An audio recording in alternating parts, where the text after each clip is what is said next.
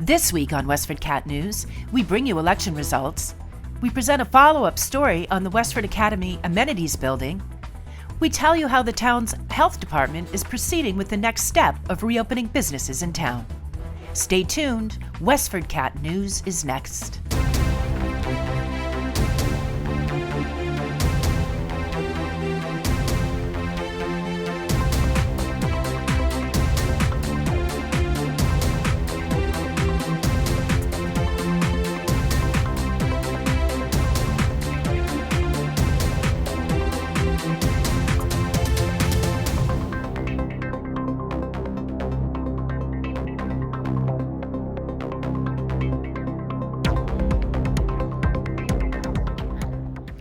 The town's 2020 fiscal year ended with a fanfare as election results flowed in, giving victories to Tom Clay with 2,205 votes and Anita Tanakar Nguyen with 2,185, both nominated to the Select Board.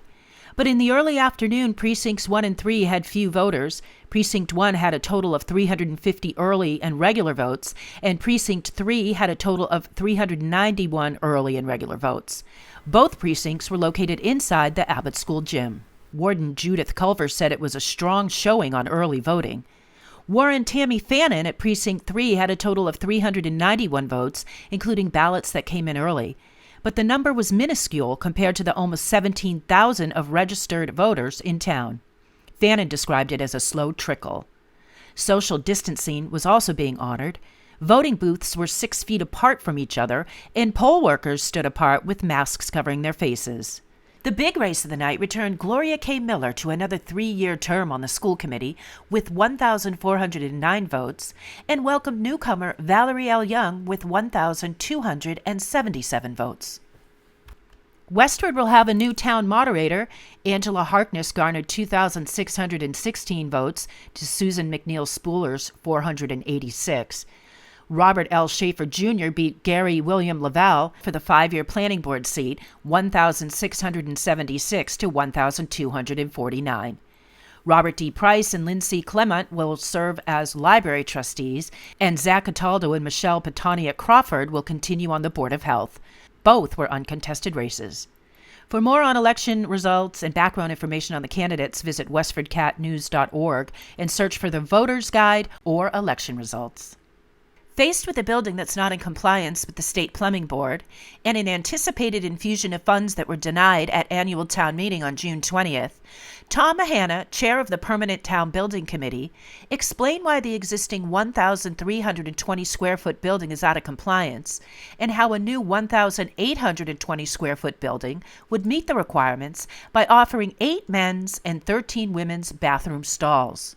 A family bathroom accessible from the outside would also be needed. The number of stalls required is based on the seating capacity at the sports field, according to Mahana. This particular building, this project, is a continuation of several phases of the master plan that was developed for this complex. When the field and the home stands were replaced, it was a requirement that these bathrooms had to be added because of the seating capacity here, is part of the improvements project.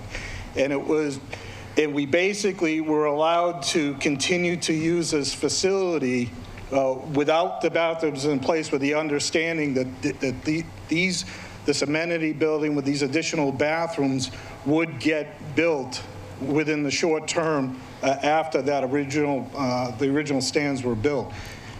On June 20th, voters denied an annual town meeting request to apply $1.3 million in community preservation funds toward the construction. Mahana said that there has been no discussion among the Capital Planning Committee on how to move the project forward, as a contractor was ready to go after winning the public bid. The project will most likely be rebid, adding to the costs, Mahana also said. Watch the annual town meeting at westfordcat.org for more information on this story. With Step 2, the second phase of the state's reopening, local businesses are getting ready to reopen their doors and welcome customers. WestfordCAT spoke with Westford's Health Director, Jeff Stevens, to learn which businesses have the green light to move forward. So restaurants are going to be able to start having indoor seating, and they'll have instead of a percentage, what they're going to go with is making sure that tables are 6 feet apart. In some cases, restaurants will be able to put partitions up that are at least 6 feet tall, where they have booths back to back. Personal care, like the nail salons, the massage therapists, they will be able to open. They'll be able to do their business, but they're going to have to follow a very similar guideline to one customer at a time, clean and sanitize between customers, wearing masks at all times.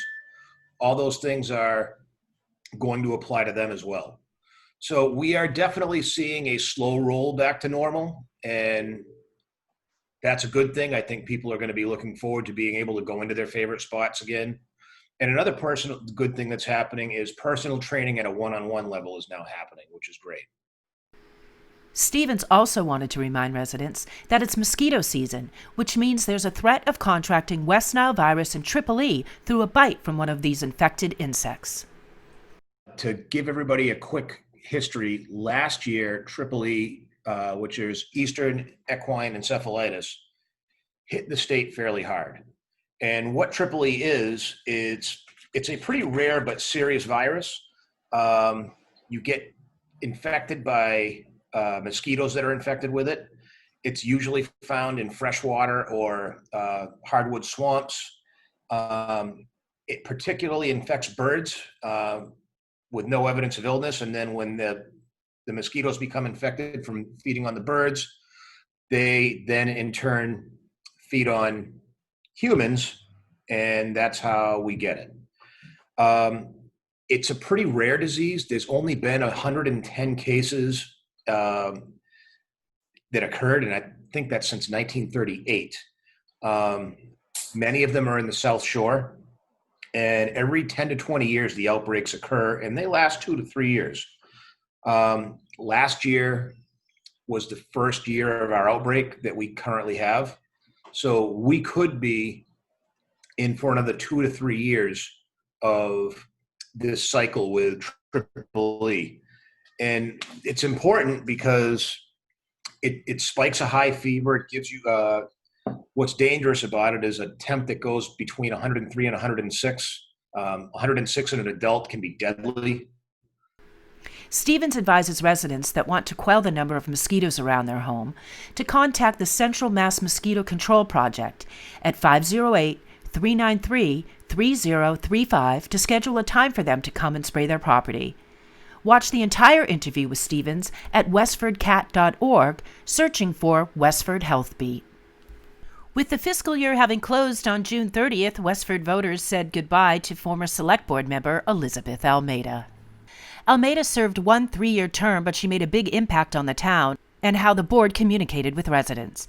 Almeida started off her term by initiating an event with Director of Finance Dan O'Donnell that was designed to teach taxpayers about the municipal budget.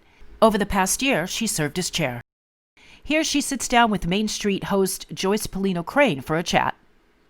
The way I contributed, and especially during my year as chair, I was just treating people the way I would want to be treated and acting, trying to be a good leader and being kind to people. And I think more than anything that I've appreciated is folks who have commented on my term as chair of the board, the inclusion that I tried to foster and the respect, listening to people. I think that civility, and I think we probably all share that the feeling that there's just not enough of that in politics, whether it's, local, state, or national level. And I really felt like if I could bring, that civility to our board in our local community, then that is a service to the town and to let people be heard. Watch the entire Main Street episode at WestfordCAT.org. I'm Patty Stalker, and you're watching Westford Cat News.